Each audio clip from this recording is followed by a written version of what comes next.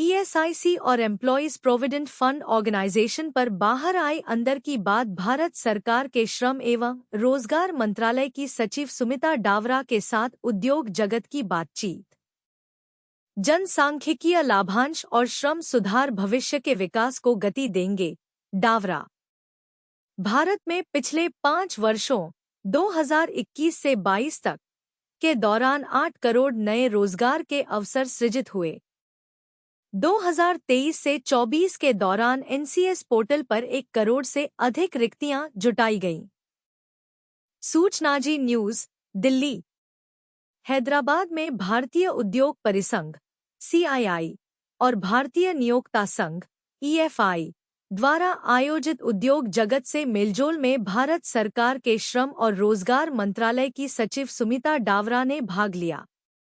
अपने उद्घाटन भाषण में श्रम एवं रोजगार मंत्रालय की सचिव सुमिता डावरा ने भारत की तीव्र विकास दर पर प्रकाश डालते हुए इस बात पर बल दिया कि विनिर्माण, सेवा क्षेत्र के विस्तार, बुनियादी ढांचे आदि विकास इंजनों के साथ साथ भविष्य के विकास को गति देने के लिए भारत का जनसांख्यिकीय लाभांश और श्रम सुधार महत्वपूर्ण है। डावरा ने असंगठित और अनौपचारिक क्षेत्रों के लिए सामाजिक सुरक्षा कवरेज के विस्तार के महत्व को रेखांकित किया। साथ ही कर्मचारी राज्य बीमा निगम (ईएसआईसी) और कर्मचारी भविष्य निधि संगठन (ईपीएफओ) में शासन सुधारों की आवश्यकता को भी स्वीकारा। उन्होंने ईएसआईसी और ईपीएफओ में शुरू किए गए विभिन्न प्रणालीगत सुधारों जैसे दावों का स्वतः निपटान, अस्वीकृति में कमी और ईपीएफओ में दावों के निपटान की गति में सुधार, साथ ही ईएसआईसी में सेवाओं की कवरेज और गुणवत्ता में वृद्धि पर भी प्रकाश डाला। डिजिटलीकरण, ई-गवर्नेंस और अनुपालन।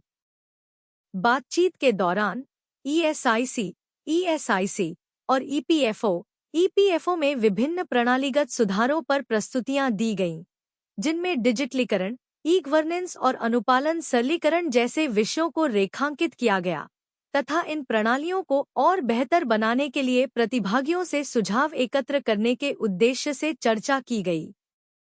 श्रम एवं रोजगार मंत्रालय के राष्ट्रीय कैरियर सेवा (एनसीएस) पोर्टल को भी कैरियर परामर्श और रोजगार नेटवर्किंग के लिए एक व्यापक समाधान के रूप में प्रदर्शित किया गया।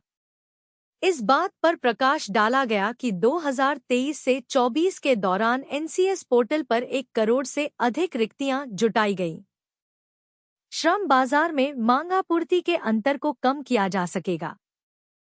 पोर्टल कौशल विकास और उद्यमिता मंत्रालय से सिद्ध डेटाबेस को भी एकीकृत कर रहा है ताकि श्रम बाजार में कौशल अंतर को कम करने के लिए पोर्टल पर कुशल नौकरी चाहने वालों का समृद्ध समूह उपलब्ध हो सके। बताया गया कि दोनों मंत्रालयों के डेटाबेस का चल रहा एकीकरण युवाओं को कौशल और रोजगार दोनों से प्रभावी रूप से जोड़ेगा, जिसके परिणामस्वरूप श्रम बाजार में मांग-आपूर्ति के अंतर को कम किया जा सकेगा। श्रम, रोजगार मंत्रालय, ईपीएफओ, ईएसआईसी और तेलंगाना के अधिकारी। इस सत्र में 300 से अधिक उद्योग प्रतिनिधियों ने भाग लिया, जो भारत के आर्थिक परिदृश्य को आकार देने वाले महत्वपूर्ण श्रम और रोजगार सुधारों पर चर्चा में भाग लेने के लिए उत्सुक थे। श्रम और रोजगार मंत्रालय, ईपीएफओ, ईएसआईसी और तेलंगाना राज्य सरकार के वरिष्ठ अधिकारी भी इस सत्र में शामिल हुए। इस कार्यक्रम का उद्देश्य रोजगार सृजन, श्रम सुधार और भारत में व्यापार करने में आसानी पर केंद्रित रहकर सरकारी अधिकारियों और उद्योग हितधारकों के बीच संवाद को बढ़ाना था। ईपीएस 95 पेंशन, मोदी सरकार की अब घेराबंदी। मंत्री को ही घेरा। पेंशन भोगियों ने अपील की गई कि वास्तविक वेतन के संबंध में सुप्रीम कोर्ट के फैसले को बिना देरी के लागू किया जाए।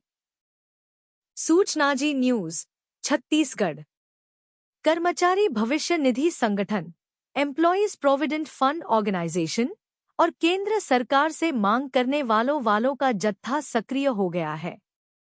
नई सरकार गठित होते ही मोदी सरकार की घेराबंदी शुरू कर दी गई है। न्यूनतम पेंशन 1,000 से बढ़ाकर 7,500 रुपये करने की मांग की जा रही है। पेंशनर्स ने केंद्रीय श्रम राज्य मंत्री को ही घेर लिया, पूरी बात सुनाई और पेंशनर्स के हक में फैसला लेने की मांग की। पेंशनर्स विलास रामचंद्रा गोगावले ने पूरे घटनाक्रम को साझा करते हुए लिखा, श्रम राज्य मंत्री शोभा करंदलाजे से मुलाकात की गई है। एनएसी कर्नाटक और केएसआरटीसी बीएमटीसी नेताओं ने उनके बेंगलुरु कार्यालय में भारत सरकार के श्रम राज्य मंत्री से मुलाकात की और उनका सम्मान किया। ईपीएस 95 पेंशन धारकों ईपीएस 95 पेंशनर्स ने पेंशन व वास्तविक वेतन पाने के संघर्ष को लेकर सुप्रीम कोर्ट का परिणाम 4 नवंबर 1922 लागू करने में देरी को अनुचित तरीके बताए। एनएसी राष्ट्रीय मुख्य समन्वयक रमाकांत नरगुंड, एनएसी-जीएस प्रदेश अध्यक्ष स्वामी और बीएमटीसी केएसआरटीसी अध्यक्ष नानजुंडेगौड़ा ने गरीब सेवानिवृत्ति वेतन धारकों की परेशानी के बारे में विस्तार से चर्चा की। 8,500 ईपीएस 95 पेंशन भोगियों ईपीएस 95 पेंशनर्स का निधन हो चुका है। सेवानिवृत्ति भुगतानकर्ताओं ने कर्नाटक में बिना न्याय की दुनिया छोड़ चुके हैं। साथ ही शोभा करंदलाजे से भारत सरकार के श्रम कल्याण मंत्री मनसुख मांडविया से चर्चा कर मांगों को पूरा करने के लिए उचित कदम उठाने का आग्रह किया गया। सीबीटी में सरकार को ईपीएफओ को उचित आदेश देने की जरूरत है और मंत्रियों से भी अपील की गई कि वास्तविक वेतन के संबंध में सुप्रीम कोर्ट के फैसले को बिना देरी के लागू किया जाए। इस दौरान एनएसी कर्नाटक उपाध्यक्ष वीर कुमार गड़द और पदाधिकारी कुमार सुवाना डोलप्पा और केएसआरटीसी बीएमटीसी के सैकड़ों ईपीएस 95 पेंशनधारी ईपीएस 95 पेंशनर्स शामिल हुए। ईपीएस 95 पेंशन की राशि बढ़ाने के लिए संघर्ष जारी है। आंदोलन को इसके माध्यम से अतिरिक्त बढ़ावा दिया है। ईपीएस सदस्यों को हायर पेंशन देना मुश्किल, पेंशन भोगी ने खुद खोला राज। सरकार बिना किसी सीमा के एनपीएस में वेतन का 10% योगदान दे रही थी, जिसे हाल के वर्षों में बढ़ाकर 14% कर दिया गया है। सूचनाजी न्यूज छत्तीसगढ़। कर्मचारी पेंशन योजना 1995 एम्प्लॉयज पेंशन स्कीम 1995 पर एक और पेंशनर्स ने अपने मन की बात की है। ईपीएस 1995 योजना ईपीएस 1995 स्कीम की राशि 1,000 से 7,500 रुपये करने की मांग की जा रही है। कर्मचारी भविष्य निधि संगठन, एम्प्लॉयज प्रोविडेंट फंड ऑर्गेनाइजेशन और सरकार के मूड पर कमेंट करते हुए रामकृष्ण पिल्लई ने सोशल मीडिया पर एक पोस्ट किया। ईपीएस 95 का जिक्र करते हुए चंद्रकांत भालेराव को संबोधित पोस्ट में कहा गया कि केंद्र सरकार 31 दिसंबर 2003 के बाद शामिल हुए सरकारी कर्मचारियों को पेंशन नहीं दे रही है। सरकार बिना किसी सीमा के एनपीएस में वेतन का 10% योगदान दे रही थी, जिसे हाल के वर्षों में बढ़ाकर 14% कर दिया गया है। वह एनपीएस अपने योगदान और सरकारी योगदान के आधार पर पेंशन दे रहा है। ईपीएस में नियोक्ता ईपीएफ में वेतन का 10% योगदान दे रहा है। ईपीएफ से वेतन का केवल 8.33% ईपीएस में जाता है, जो अधिकतम 417,541,1250 तक सीमित है। शेष राशि ईपीएफ में रहती है और आपकी सेवानिवृत्ति के समय आपको वापस कर दी जाती है। नियोक्ताओं द्वारा इतने कम योगदान के साथ उच्च पेंशन, मैक्सिमम पेंशन कैसे दी जा सकती है? या तो नियोक्ता योगदान और सरकारी योगदान बढ़ाएं या कर्मचारियों द्वारा कुछ करें। ईपीएस सदस्यों को उच्च पेंशन देना मुश्किल है। यह दावा पेंशन भोगी का है। सोशल मीडिया पर किए गए कमेंट में कितनी सच्चाई है, यह तो ईपीएफओ ही बता सकता है। ईपीएफ का पूरा फायदा लेना है तो यूएएन को मोबाइल से करें लिंक। समझिए आपका मोबाइल नंबर बदल जाए तो आप स्वयं यूएएन में नया नंबर फीड कर सकते हैं। सूचनाजी news Raipur. Universal account number UAN 12 अंकों का नंबर होता है जो कर्मचारी भविष्य निधि संगठन ईपीएफओ मेंबर को दिया जाता है।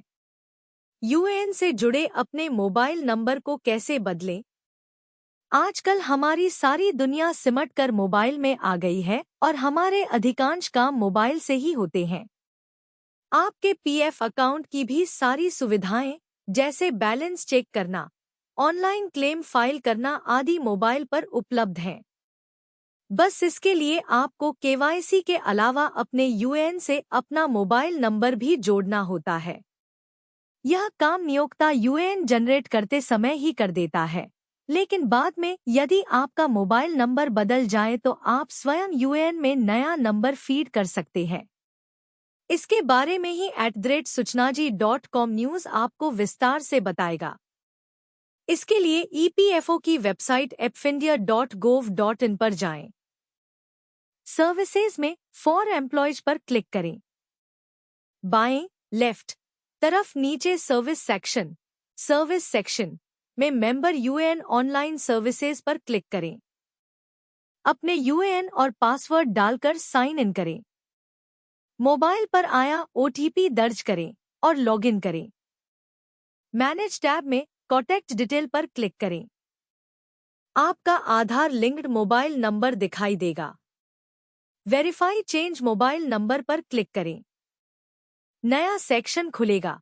वहां आप अपना नया मोबाइल नंबर ऐड कर दें और गेट मोबाइल ओटीपी पर क्लिक करें। मोबाइल पर आया ओटीपी एंटर करें और सबमिट बटन पर क्लिक कर दें। हो गया आपका मोबाइल नंबर अपडेट। पुराना मोबाइल नंबर नहीं है तो ऐसे बदले। लेकिन यदि आपका पुराना नंबर आपके पास नहीं है और यूएएन में मोबाइल नंबर बदलना चाहते हैं तो आपको पहले अपना नया फोन नंबर आधार से लिंक कराना होगा।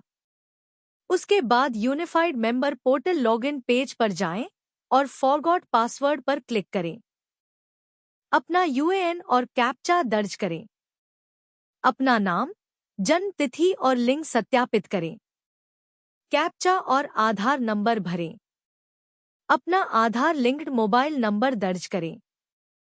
आपको एक ओटीपी नंबर प्राप्त होगा, जिसे दर्ज करने पर यूएएन से जुड़ा आपका फोन नंबर बदल जाएगा। तो देखा ना आपने, कितनी आसान प्रक्रिया है मोबाइल नंबर चेंज करने की। ऐसी ही जरूरी जानकारियों के लिए आप लगातार @suchnaji.com न्यूज़ पढ़ते रहिए और शेयर करते रहिए।